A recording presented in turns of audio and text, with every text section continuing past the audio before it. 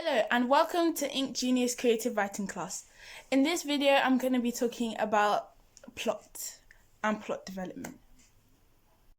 The plot is basically the path that your story follows, so the story outline, and then plot development expands your story with events and situations to make a chain-like effect so that everything leads up to one another, so it makes more sense for the reader.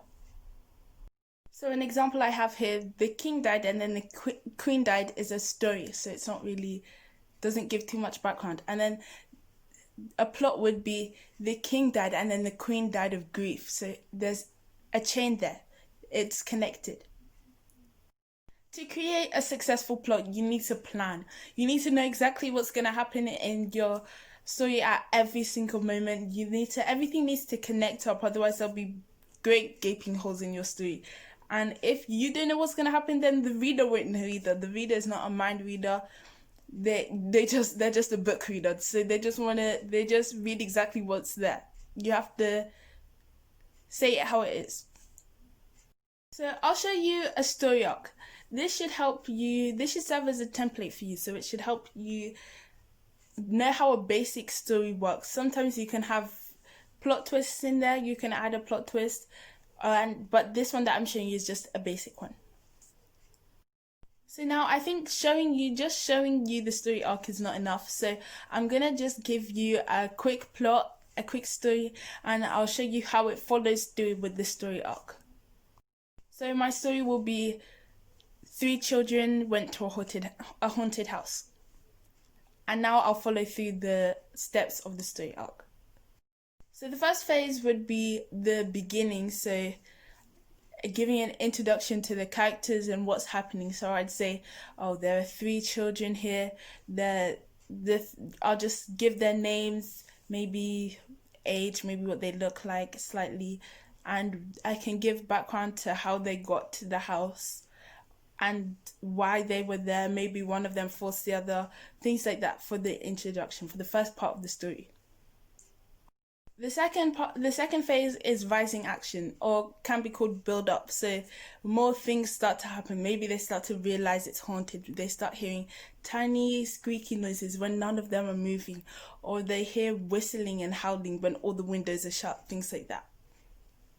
So just suspicious things, or even if you're not writing horror or thriller or anything like that, the action still has to start. It has to start building up. Hence the name build up. So this is kind of like a bracket section. It's something that you put in brackets. Oftentimes especially in novels, there's a plot twist before the climax. So it's not there on the basic one, but a plot twist would just be like something that throws your reader off course, like something that your reader wouldn't imagine. But it still has to kind of make sense and fit in within the story. So it can't be just a random plot twist that's like, wait, this doesn't even make sense. So say my plot twist could be maybe one of them is connected to ghosts, so one of them is dead, something like that. So one of them is the ghost. And it's like a leader of ghosts, if you want to say that, like an army of ghosts. Then the climax is like the peak point of the action. This is where all the action-packed stuff is here at the climax, the top of the hill. So basically, maybe in my plot, I would do that they come face to face with the ghost, or they find something out about the ghost. So in my plot, the climax might be that the ghost is causing immense trouble now. So maybe the ghost is causing mess, pots, pans, wooden spoons, they're flying everywhere. Maybe the children are truly scared now. Maybe they want to go home. Maybe they've even found weird things. Maybe something happened to one of them. Something like that. So it has to be very steep change.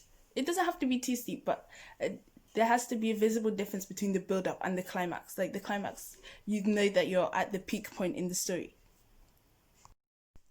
Then the falling action. So this is like after the climax, we're going back down the hill again. So for my plot, maybe it's that the ghost stops causing trouble, or they start getting closer to the ghost and they start to realize something. They have a sudden realization about the ghost. And the last phase, the resolution. So this is like, or the conclusion, the ending. This is like they find out, the matter gets resolved. They find out what they're doing, what has happened, or what, or how the journey ends. For shorter stories, like maybe 3 to 4 pages, 3 to 5, even 7, you might not be able to get all the way through all of the steps, but as long as you start with strongly on the few steps that you can do. So as long as you do the opening, and maybe if you only get to rising action, it still has to hint that something else could come. Make sure that your plot doesn't stand still. Make it constantly moving. Things are constantly happening. If it stays still, it feels like boring for the reader. Even if it's a slow burn and nothing's really happening too quickly, still make it just a tiny bit engaging for the reader, so that they have a reason to keep on going. So maybe you give them something that they desperately want to understand and know what it is, or a person that they're like, oh, I wonder what this person's backstory is, or how would their character development be, things like that. So remember to always plan your plot and know what's gonna happen, because the reader can't know if you don't. Every last detail counts. So if there's something that you put in your plot, make sure to put it in your story, so that you don't leave holes in your plot, or you don't leave readers going, is this correct? Is this right? They need to be certain that the writer is definitely sure of what they're doing. So thank you for watching this video, and I hope you can apply what I've showed you and taught you about plots to all of your stories, so that everything that you write is engaging and fun to read. I hope you understand now about plots and plot development and how that works. Thank you for watching. Bye!